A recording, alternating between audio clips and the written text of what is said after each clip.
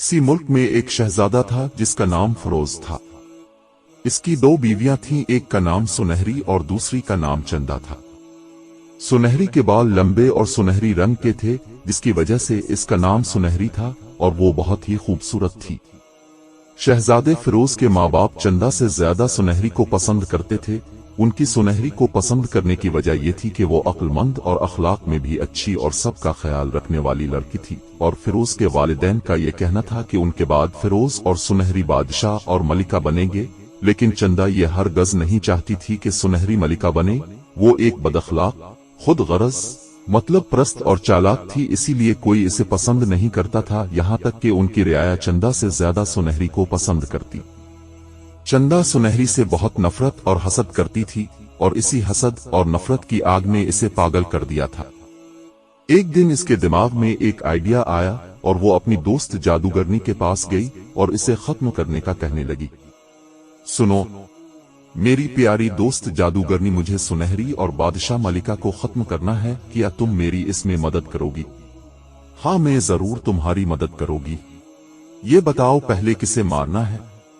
चंदा ने कहा बादशाह और मलिका को, क्योंकि वो बादशाह और मलिका को इसलिए खत्म करना चाहती थी क्योंकि वो हमेशा सुनहरी के ही गिन गाते रहते हैं, जिससे वो बेहद तंग थी। जादूगरनी ने इसे एक शरबत की बोतल दी और कहा कि इसे बादशाह और मलिका के खाने में रोजाना 1 चम्मच मिला देना।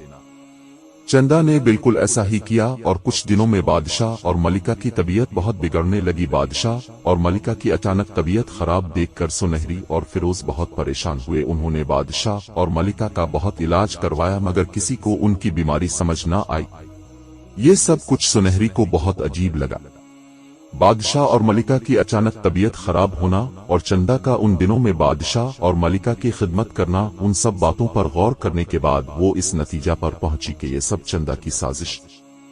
तो फिर वो चंदा पर नजर रखने लगी और एक दिन जब चंदा जादूगरनी के पास गई तो सुनहरी भी चुपके चुपके इसके पीछे गई। चंदा ने जादूगरनी से कहा, जो जहर तुमने मुझे दिया था मलिका और बादशाह को देने के लिए, वो खत्म हो गया है। जादूगरनी ने कहा, ये जहर कोई मामूली नहीं था, इस पर मैंने जादू किया था और कल तक वो मर जाएंगे। सुनहरी फौरन महल की तरफ रवाना हुई और दिल में सोचती रही कि मुझे बादशाह और मलिका को बचाना होगा। अगले दिन जब चंदा नाश्ते की टेबल पर नाश्ता करने बैठती है तो क्या देखती है कि राजा और रानी जिंदा और तंदुरुस्त बैठे हैं। इसे बहुत गुस्सा आया और वो दोपहर को जादूगरनी के पास गई और कहने लगी कि ये क्या हुआ, तुमने तो कहा था कि वो मर जाएंगे, लेकिन वो तो जिंदा है और बिल्कुल ठीक है।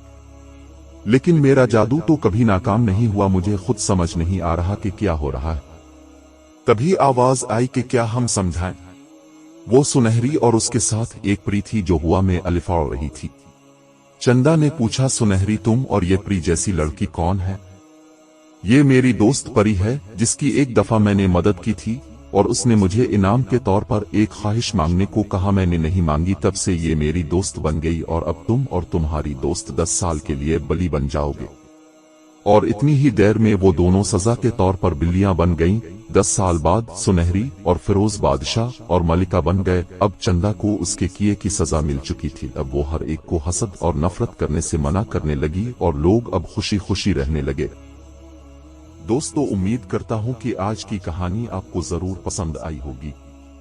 अगर पसंद आई तो अपने रजा वाइस चैनल को लाइक और सब्सक्राइब कर दें ताकि इसी तरह की मजीद दिलचस्प कहानियों का नोटिफिकेशन आपके पास आता रहे। शुक्रिया।